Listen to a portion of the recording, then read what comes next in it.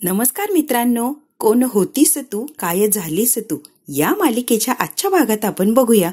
माने कावेरीला घरात घेण्यासाठी परमिशन दिलेली असते आणि तिचं स्वागत मी स्वतः करणार असंही सांगितलेलं असतं. सगळी स्वागताची तयारी झालेली असते.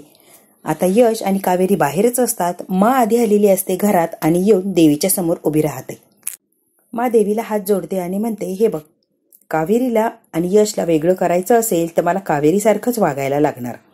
कावेरी जशी विचित्र आणि काही ना काहीतरी कारस्थानं करून या घरात राहण्यासाठी किंवा यशच्या जवळ राहण्यासाठी प्रयत्न करते, खोटारडेपणा करते आणि माझ्या नवऱ्याला ते जीवे मारण्याचा प्रयत्न केलेला आहे. इतक्या घाणेरड्या बाईला घरातून बाहेर काढण्यासाठी मी कुठच्याही थराला जाणार आणि माझी तत्व आता मी लांब ठेवणार. देवी आई जशाच तसं वागलं तर समोरच्याला काय ते कळता येणार. म्हणूनच मी आता कावेरी सारखंच वागणार आणि तिच्याच भाषेत तिला उत्तर देणार. देवी आई हे सगळं करत असताना माझ्याकडून जर काही चूक झाली तर देवी आई मला सांभाळून घे आणि माफ कर. हे बघ, माझ्या तत्वात हे बसत नाही, पण समोरच्या माणसाला जर जागेवर आणायचं असेल किंवा इतक्या नालायक बाईच्या तावडीतून जर माझ्या यशला सोडवायचं असेल तर मलाही तसंच वागायला लागणार. त्यामुळे मी आता काही दिवस माझे तत्व सोडून वागणार आणि त्या कावेरीची अक्कल जागेवर आणणार. तिला या घरातून बाहेर काढणार, माझ्या यशला मात्र मोकळं करणार.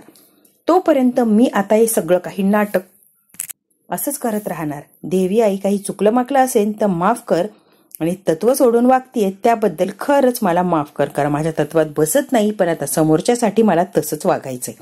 तेवढ्यात आता कावेरी आणि यश दारात येऊन उभे राहिलेले असतात. मग आरतीचं ताट घेते. या या या या स्वागत आहे तुमचं. आणि हो, आता कावेरीचंच घर आहे म्हटल्यावर कसं तिच्या घरात तिचं स्वागत. अगदी लक्ष्मी नारायणाचा जोडा दिसतोय. अरे बापरे देवा, काय सुंदर जोडी आहे रे ही. अशी काय नाटकं करायला लागलेली असते. मग आता गोड गोड बोलते. अगदी सगळं काही विसरून त्यांना आनंदाने स्वीकारलंय असं दाखवत असते यश आणि कावेरीला. मा आता म्हणते, या की तुमचं स्वागत आहे. तुमचं स्वागत तुमच्या पद्धतीनेच करणार. हो, मा म्हणते, या घरची सून, या घरची मालकीन, ग्रहलक्ष्मी आहेस ना तू. सुखाने संसार कर माझ्या मुलासोबत. माझे सगळे भरभरून आशीर्वाद तुलाच ग कावेरी. मग आता विद्याला औक्षण करायला लावते. विद्याला त्याचाही आनंद झालेला असतो. एका मिनिटात विद्या औक्षणाचं ताट घेते आणि औक्षण करते. हो, करते की मामी. खूप आनंदाने ती दोघांचं औक्षण करायला समोर येते. माच्या या वागण्याचा सगळ्यांनाच धक्का बसलेला असतो की मला अचानक काय झालं. कावेरीला बघितलं तरी माच्या तळपायाच्या मस्तकात जाते. आता अचानक काय झालं की एवढं भरभरून कौतुक चाललंय.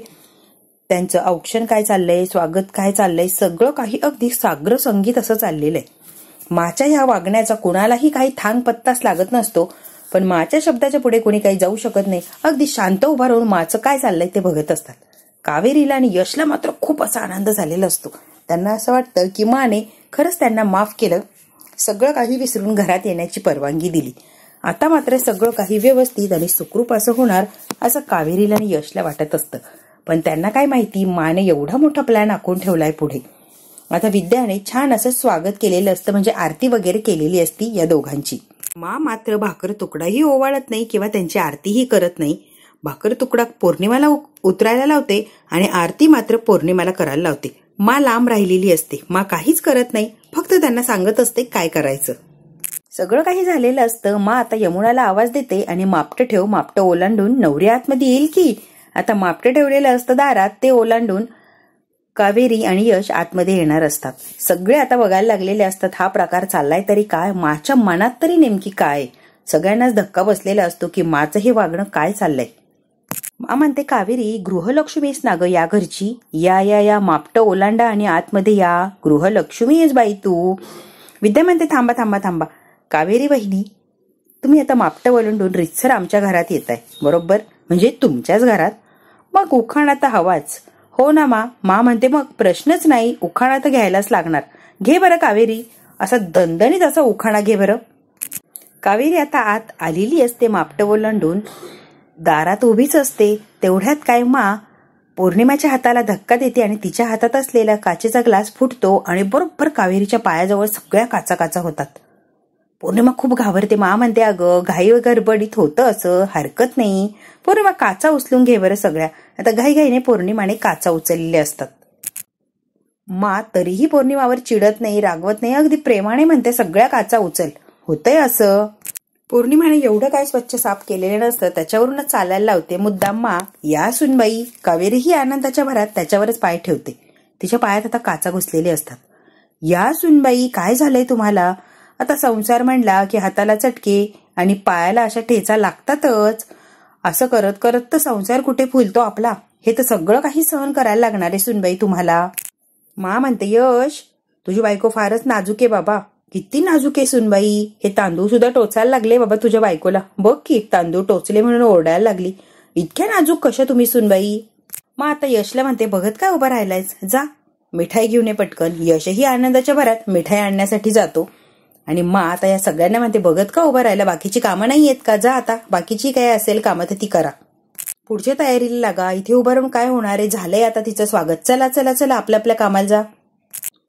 मा आता सगळ्यांना कामं करायला पाठवून देते आणि मा आणि कावेरी दोघीच हॉलमध्ये थांबलेले असतात. मा तिचा पकडलेला हात किंवा आधारासाठी दिलेला हात पटकन असा बाजूला घेते. कावेरीच्या लक्षात येतं हे माचं काहीतरी वेगळंच वागणं आहे. काय ग, खूप हौस होती ना माझी सुनबाई सुनबाई म्हणून व्हायची किंवा मिरवण्याची. पहिलंच पाऊल टाकलं सुनबाई आणि लगेच थकलीस. अगं, घरात आलीयस तर कमीत कमी 7 पावलं तरी चाल की आणि माझी सुनबाई म्हणून दाखव.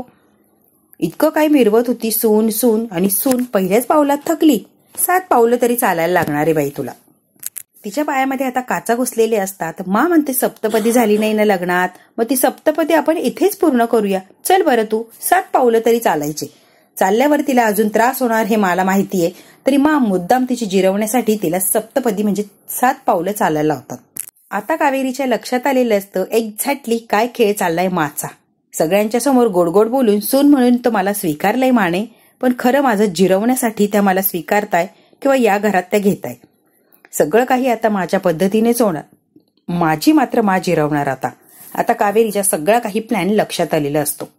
कावेरीच्या दोन्हीही पायात काचा घुसलेले असतात. दोन्हीही पाय अगदी रक्तबंबाळाचे झालेले असतात. 7 पावलं चालायला लावलेली असती माने. बरोबर कुंकवासारखे रक्ताने तिचे पाय त्या घरामध्ये उमटलेले असतात.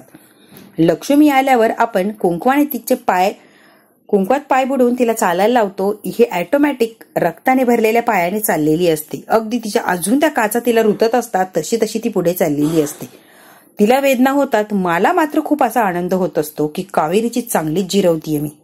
मला असं वाटतं की तिला त्रास दिल्यावर, तिला टॉर्चर केल्यावर, तिचं जिरवण्याचा प्रयत्न केल्यावर ती कंटाळेल आणि इथून निघून जाईल.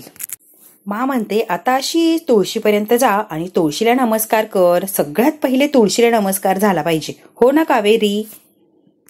माने आता तुळशीपर्यंत जायला लावलेलं असतं, पण तिला इतक्या वेदना होत असतात की तुळशीपर्यंत जायच्या आधीच ती खाली कोसळून पडते. मा म्हणते, इतक्या दमला का सुनबाई? उठा उठा, तुळशीला नमस्कार केल्याशिवाय काही मी सोडणार नसते. उठा आणि तुळशीला नमस्कार करा. आता पडलेल्या कावेरीच्या जवळ येते आणि म्हणते, माझ्या यशची बायको झाली ना आणि या घरची मालकीनही झाली. सगळं सोपं वाटलं का ग तुला तुझ्या खेळासारखं? इतकं सोपं नाही आणि मी ते सोपं होऊ देणार नाही. माशी गाठे तुझी, सहजासहजी मी तुला सोडत नसते. माचं खरं रूप आता कावेरीला चांगलं दिसलेलं असतं. मा म्हणते, तू हिंमत असेल तर जिंकून दाखव. तुला माझ्या घरातून आणि माझ्या यशच्या आयुष्यातून बाहेर करते की नाही तू आता बघतच राहा. अशी काय तुझी जिरवणार की स्वतःहून हे घर सोडून तू निघून जाणार? चॅलेंज आहे तुला. माने अगदी पदर खोसलेला असतो आणि मा आता तयार झालेली असते. काही झालं तरी पुरती या कावेरीची जिरवायची. तिला घराच्या बाहेर काढल्याशिवाय काय श्वास घ्यायचा नाही. मालकीन मालकीन म्हणून मिरवते ना, माझ्या नवऱ्याला मारणारी या घरात सुनबाई किंवा माझ्या यशची बायको म्हणून राहणं शक्यच नाही आणि ते मी होऊ देणार नाही, हे माने आता ठरवलेलं असतं. आणि तसं कावेरीला तोंडावर बोलूनही दाखवलेलं असतं. कावेरीला जप्पर असा धक्का बसलेला असतो. पहिलंच पाऊल टाकलं तर एवढ्या वेदना दिल्याय, इथून पुढे मग आता काय काय आणि कसं कसं त्रास देणार? कावेरी आता माकडे बघतच थांबलेली असते. मा म्हणते, हो अजून एक सांगायचंच राहिलं सुनबाई. हे सगळा काही जो प्रकार चाललाय हा जर यशला सांगण्याचा प्रयत्न केला, तो जर माझ्या विरोधात गेला किंवा मी वाईट आहे असं त्याला कळालं तर कसं आहे ना, आत्ता तुला वेगळं करणार किंवा या घरातून फेकून देणार. तसंच मी यशला सुद्धा माझ्यापासून वेगळं करणार आणि कधीही त्याला माफ करणार नाही. कळतंय का? आणि यशचं माझ्यावर किती प्रेम आहे हे तुला चांगलंच माहिती आहे सुनबाई. यश जर माझ्या विरोधात गेला तर मी त्याला कायमचं लांब करणार. मग तो कधीही माझ्याजवळ येऊ शकत नाही आणि माझ्यापासून लांब गेल्यावर तो कधीही आनंदी राहू शकत नाही. तसाही तुझा संसार होणार नाही आणि असाही नाही. तेव्हा शांत बसायचं आणि त्याला याच्यातली एकही गोष्ट सांगायची नाही. माझ्यासारखी वाईट बाई तुला कुठे सापडणार नाहीये सुनबाई. माने आता असं काय रूप धारण केलेलं असतं की हे सगळं काही बघून कावेरीला धक्काच बसलेला असतो. हे गोड गोड वागणं, हे चांगलं वागणं, स्वागत करणं, सगळं काही माचं खरं तर नाटक होतं. आणि हे नाटकाला सहजपणे भुललेली असते ही कावेरी. तिला असं वाटतं की माने मला सगळं विसरून माफ केलंय आणि यशची बायको म्हणून स्वीकार करून आनंदाने माझा गृहप्रवेश केला. खरं तर तसं काही नसतं. तिची जिरवण्यासाठी माने आता वेगळंच काहीतरी रूप धारण केलेलं असतं. आता कावेरी इतकी काही शॉक झालेली असते आणि या शॉकमध्येच ती माकडे बघत असते की मा हे नेमकी वागतीये तरी काय. सूड वगैरे हे सगळं काही माचं नाहीच आहे हा प्रकार. मग मा अशी का वागतीये. मा एकदम शांत बाई असते आणि एवढ्या अशा घाणेरड्या अवतारात कशी आलीये. त्यामुळे कावेरीला आता धक्का बसलेला असतो. पण मा सुद्धा स्वतःचं घर आणि यशला वाचवण्यासाठी सगळं काही करायला तयार असते आणि तशी देवी पुढे माने शपथही घेतलेली असते. ना कावेरी सगळं काही यशला सांगायला जाशील, माझ्याविषयी वाईट म्हण किंवा चांगलं, पण कसं आहे ना, एका मुलाला त्याच्या आईपासून दूर केल्याचं पाप तुझ्या माती लागणार. बरोबर. मायले गायला दूर केलं तर किती तळताट लागेल याची कल्पना तुला आहेच. आणि हो, कायमचं दूर होणार यश यात काही शंकाच नाही. सगळं काही पाप स्वतःच्या माथ्यावर कशाला घेऊन फिरतीये. त्यामुळे याद राख, सगळं काय चाललंय यातली एकही गोष्ट जर यशला कळाली तर त्याला मी कायमचं वेगळं करणार माझ्यापासून, यात काही शंकाच नाही. आणि हो, मग मात्र मी घराच्या बाहेर हाताला धरून तुम्हाला काढणार आणि माझ्या मुलाला कायमचं माझ्यापासून वेगळं करणार आणि माझ्यापासून वेगळं झाल्यावर तो राहूच शकणार नाही, एवढं मात्र लक्षात ठेवायचं. मा म्हणते तुझं खूप प्रेम आहे यशवर, असा दावा करते ना. बघूच या आता तुझं यशवर किती प्रेम आहे आणि किती परीक्षा दिल्यावर तू पास होते. अगं मीही बघते, परीक्षा मी घेणार आणि परीक्षा तू देणार. कोण थकतय. प्रेम प्रेम म्हणून म्हणतेस ना, बघू माझ्या मुलावर किती प्रेम आहे तुझं सुनबाई. मा म्हणते हेही बघते की तू किती जिद्दीची आहे. मी तुला त्रास देणार आणि तू किती वेळ सहन करते हे मीही बघतेच. चल, आतापासून सुरू झालं तुझं आणि माझं युद्ध. आई जिंकते की प्रेम करणारी बायको जिंकते. कावेरी ही काही कमी नसते. कावेरी आता माच्या पाया पडते आणि म्हणते, मा मी सगळं काही यशस्वी करून दाखवेन, तेही तुमच्या आशीर्वादाने. तुमची सूनही होईन मी लाडकी आणि यशची बायको सुद्धा. सगळ्या परीक्षा पार करून सगळ्या परीक्षेचं यश मिळून तुमची सून आणि यशची बायको मी नक्कीच होणार. आता माच्या पाया कावेरी पडतच असते, अगदी खाली वाकलेलीच असते. तेवढ्यात काय यश मिठाई घेऊन आलेला असतो आणि दारात उभा असतो. सगळा काही प्रकार बघून त्याला धक्काच बसतो. तो काही बोलायच्या आधीच मा म्हणते, अरे आलास का रे मिठाई घेऊन, ये ये यश ये की.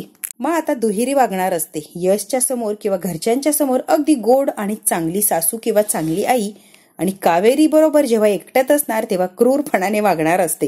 आता दुहेरी युद्ध सुरू झालेलं असतं. मा आता यशच्या समोर कावेरीला आधार देते. उठ बाळा उठ, काय चाललंय, किती वेळा आशीर्वाद घेणार. माझे आशीर्वाद तुमच्या दोघांच्या पाठीशी आहे, सांगितलंय ना एकदा, मग किती वेळा तेच चाललंय. उठ बरं कावेरी बेटा, उठ उठ उठ. शुभम भवतू, माझे आशीर्वाद कायम तुझ्या पाठीशी आहे. कशाला एवढी काळजी करते, मी आहे ना, मी काय तुझी पाठ सोडत नसते. कायम तुला आशीर्वाद आहे बाळा माझे.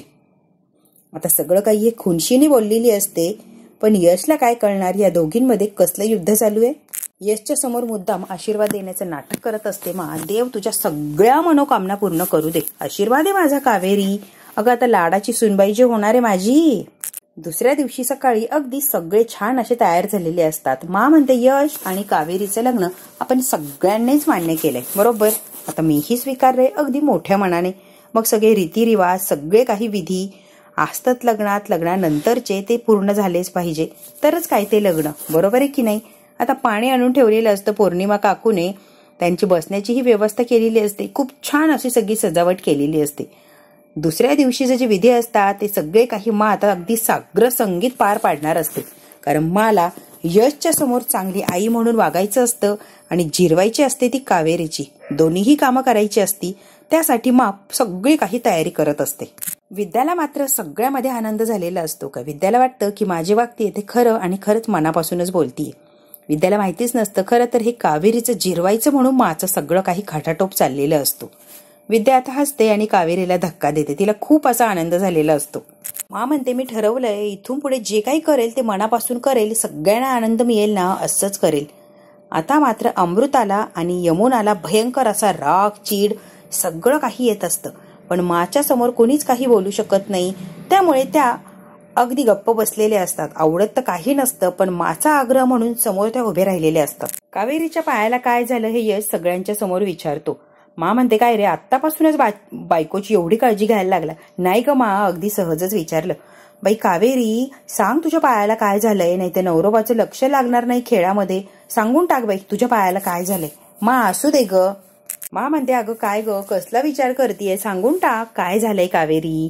कावेरी आता खूप अशी घाबरलेली असते आणि टेन्शनमध्ये सुद्धा असते. मा तिच्या समोर बसते आणि अगदी रागाने तिच्याकडे बघते आणि सारखी तिला म्हणते, अगं सांग की काय झालंय. कावेरीला आता पटकन आठवतं की माने तिला धमकी दिलेली असते. यातली एकही गोष्ट यशला जर कळाली तर कायमचं दूर करेल माझ्यापासून यशला मी, आणि तो सहन करणार नाही की तो माझ्यापासून कायमचा दूर झालाय. तेव्हा तू आता लक्षात ठेव नेमके तुला कसं आणि काय वागायचं. मग आता यमुनाला परत यांचं औक्षण करायला लावते. गुलाबाच्या पाकळ्या, अंगठी सगळं काही त्या पाण्यात टाक आणि यांची अंगठी शोधण्याचा कार्यक्रम आपण आधी सुरुवात करूया. यमुनाला असा काय राग येत असतो, काय कौतुक चाललंय माझं ह्या कावेरीबद्दल. यमुनाला कुठे माहिती कौतुक नाही तर क्रूरपणा चाललाय सगळा. सूड उगवतीये मा. यश मात्र खूप खुश असतो की त्याला कळतच नाही माचं नेमकी काय चाललंय. कावेरीच्या चेहऱ्यावरचं हसू मात्र गेलेलं असतं. माचा असली चेहरा तिला कळालेला असतो आणि मा कशी आहे किंवा क्रूरपणे माझ्याशी वागती, त्यामुळे तिच्या चेहऱ्यावरचं हसू गेलेलं असतं. सगळं कळत असूनही यशला ती काही सांगू शकत नाही, हे सगळ्यात मोठं दुःख असतं. माने शब्दच तसा दिलेला असतो, एकही शब्द यशला कळाला तर कायमचं त्याला मायापासून दूर करेन मी. मग आता मुद्दाम दाखवते की खूप इंटरेस्ट आहे तिला सगळ्या विधींमध्ये. अगं चांगलं पाणी हलव. लाल कलरचं पाणी आणि गुलाबाच्या पाकळ्या यामध्ये ती अंगठी, हे दोघांना लवकर सापडणारच नाही, हे खूप शोधतील. बघू आता कोणाला सापडतीये अंगठी. यमुना, चांगलं काम करा, अजिबात काही चूक करू नकोस. मा म्हणते, कावेरी, यशचं मन तर आधीच जिंकलंय ग. बघूया आता या खेळात कोण जिंकतंय, तू जिंकतीये का. चला चला चला, एकत्रच पाण्यात हात घालायचा आणि अंगठी कोणाला सापडतीये आपल्याला कळेलच. चला कावेरी, करावरच सुरुवात. कावेरी अगदी धक्क्याने माकडे बघत असते. हे दुहेरी माचं वागणं बघून तिला खरंच शॉक बसलेला असतो. यमुनाला धक्का बसलेला असतो तिथं गोष्ट वेगळीच, पण यमुनाला प्रश्नही पडलेला असतो की मा नेमकी हे असं काय वागतीये. ज्या मुलीला धक्के मारून घराच्या बाहेर काढणार होती, आतापर्यंत ज्या मुलीचा इतका तिरस्कार रागराग करायची, एवढं काय प्रेम लुटतीये तिच्यावर. सगळं काही तिचं कौतुक चाललंय आणि काही विधी आनंदाने कळतीये. हे माचं वागणं आहे ना, मला अजिबात कळतच नाहीये नेमकी माचं चाललंय तरी काय. आता यमुनाला प्रश्न पडलेला असतो, मा नेमकी करतीये तरी काय. आता हे खेळ खेळायला लागलेले असतात. पाण्यात हात घातलेला असतो की यमुना रागारागाने निघून जाते, कारण यमुनाला काही एक बघायचं नसतं यांचं कौतुक वगैरे. तिला भयंकर असा यशचा आणि कावेरीचा राग येत असतो. त्यामुळे यमुना तिथून चाललेली असते. अगं यमुना, कुठे चाललीस तू. बघ किती छान खेळणार आहे, खेळ आता कुठे रंगायला लागलाय आणि तू अशी मध्येच डाव सोडून कुठे चाललीये. थांब इथे, यांचं कौतुक बघ. यश एकटाच खेळ खेळत असतो. कावेरीने फक्त पाण्यात हात घालून ठेवलेला असतो, कारण तिचा मागचं जे वागणं आहे त्याचा विचार करत असते. तिला माच्या वागण्याचा काही थांग पत्ता लागतच नसतो. विचारामध्ये मग्न झालेली असते, तिचं कशातच मन लागत नसतं. तेवढ्यात काही यशने पाण्यामध्ये तिचा हात पकडलेला असतो आणि तिला आता खुणावतो. ती जरा भानावर येते आणि यशकडे बघून जबरदस्तीने हसते. यश म्हणतो, आता दोघांच्याही हातात ती अंगठी असते आणि एकमेकांचा हात असा घट्ट पकडलेला असतो यशने. यशने आता कावेरीच्या हातातली अंगठी घेतलेली असते आणि स्वतः ती अंगठी दाखवणार असतो की अंगठी मला सापडलीये. कावेरी म्हणते, यश तुम्ही चीटिंग करताय, माझ्या हातातली अंगठी घेतलीये. यश, हे नॉट फेअर. लगेच आता मा म्हणते, काय असं कावेरी, प्रेमात सगळं काही माप असतं. प्रेमासाठी काहीही केलं तरी ते माप असतं. कसं आहे ना, प्रेमासाठी काहीही करायचं हे तुझ्याकडून तर शिकलोय आम्ही. कावेरी, तू काय सगळं आम्हाला शिकवलंय आणि आता तूच म्हणतीये की असं करायचं नसतं, हे चीटिंग असतं. हे बरं नाही. सगळ्या गोष्टी तू आम्हाला शिकवल्या आणि आता ऐन वेळेला यशला म्हणतीये की तो चीटिंग करतोय. बघ आता, तू शिकवलंय आणि तूच आता त्याला नाव ठेवतीयस. आता मात्र कावेरीला धक्का बसलेला असतो. मा काय वागतीये आणि किती टॉर्चर करतीये मा, त्याला काही लिमिटच नाही. अगदी एका एका मिनिटाला तिला टोमणं मारत असते आणि टॉर्चर करत असते, तेही हसून. सगळ्यांच्या समोर खूप चांगली सासू, चांगली आई होण्याचं दाखवते आणि बरोबर कावेरीला कळतं की हे माचं काय चाललंय, कुठली थेर चाललीय. सगळं काही कावेरीला कळतं, पण कावेरी इतकी शॉक झालेली असते की ती कोणाला सांगूही शकत नाही आणि आता हा डाव सोडून ती कुठेही जाऊ शकत नाही. तिला हा खेळ खेळावाच लागणार अगदी जबरदस्तीने, कारण माने सांगितलेलं असतं की यशला काहीही सांगायचं नाही. आता मात्र कावेरीची खरी पंचायत झालेली असते आणि ती सगळ्या खेळामध्ये पूर्ती अडकलेली असते. आता बघूया कावेरी या खेळातून कशी बाहेर येते आणि बाहेर येण्याचा प्रयत्न केला तर मा तिला बाहेर येऊ देईल का. हा भाग इथे संपला. पुढच्या भागात काय होणार आहे अगदी आपण थोडक्यात बघूया. आता यमुना आणि अमृता डायरेक्ट सगळं काही झाल्यावर मला प्रश्न विचारतात, हे नेमकी चाललंय तरी काय. आपल्या बाबांना जीवे मारण्याचा प्रयत्न केलाय. आतापर्यंत कावेरीला बघितल्यावर तुमची अगदी तळपायाच्या मस्तकात जायची. आता एवढं कोड कौतुक काय चाललंय तिचं.